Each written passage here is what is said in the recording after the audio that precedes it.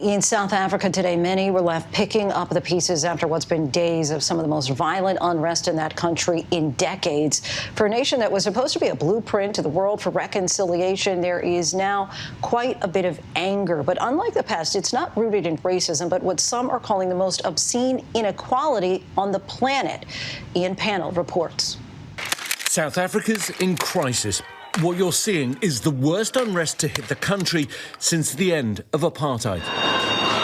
Thousands of people looting, setting factories and shops ablaze. These are desperate times. One mother, trapped by the flames and smoke, dropping her baby from the second floor to strangers to catch. Miraculously, both survived and were reunited later. Police and armed forces have been deployed, shooting stun guns into the crowds. Over the last few days, the violence has shaken South Africa. More than 100 people dead, among them a 14-year-old boy. The unrest began shortly after former President Jacob Zuma was sentenced to 15 months for contempt of court. He'd failed to attend an inquiry into corruption during his presidency. It's not the only charges he faces. Zuma's on trial for racketeering, 2 counts of corruption and 12 counts of fraud. The 79-year-old denies the allegations, but during his term, he was also accused of using taxpayer money to fund home renovations to the tune of $23 million. He was ordered to pay back some of the costs, but still denied any wrongdoing. His arrest sparked massive protests, also unleashing pent-up anger about poverty, unemployment and corruption. Protesters blocking major roads in South Africa's economic heartland. Moletsi Mbeki is the brother of Thabo Mbeki, the man who succeeded Mandela and a leading political analyst. So there's been this massive growth in inequality amongst the blacks in South Africa. So what you are seeing happening is being driven in part by the resentment that the leaders who used to mobilize the poor to fight against apartheid and promise them that you will have a better future. The leaders got the better future, but the mass of the people are still where they were in the economic sense. The situation quickly deteriorating. Many feel it's been a long time coming. South Africa has been marred by economic and political instability. It was the ANC, the African National Congress, that led the struggle for liberation from the tyranny of apartheid.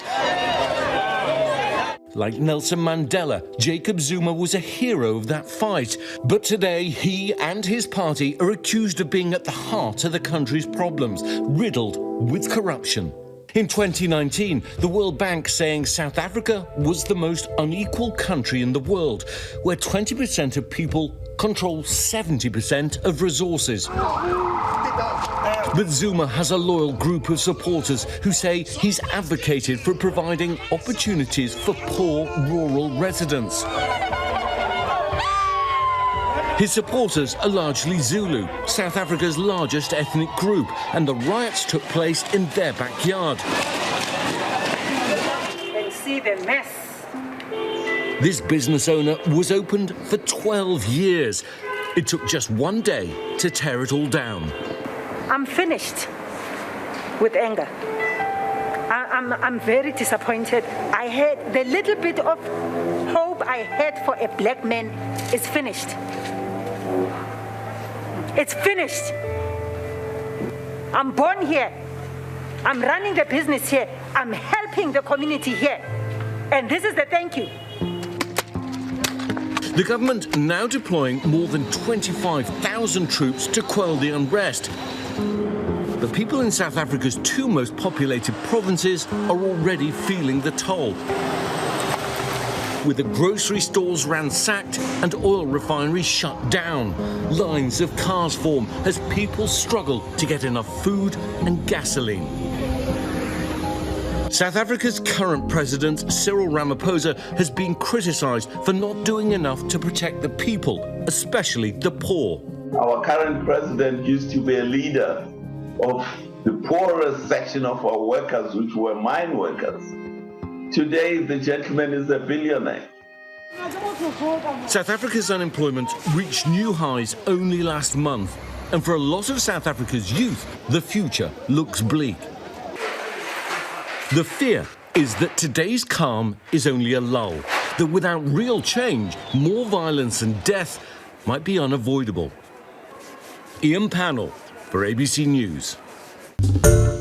Hi everyone, George Stephanopoulos here. Thanks for checking out the ABC News YouTube channel. If you'd like to get more videos, show highlights, and watch live event coverage, click on the right over here to subscribe to our channel, and don't forget to download the ABC News app for breaking news alerts. Thanks for watching.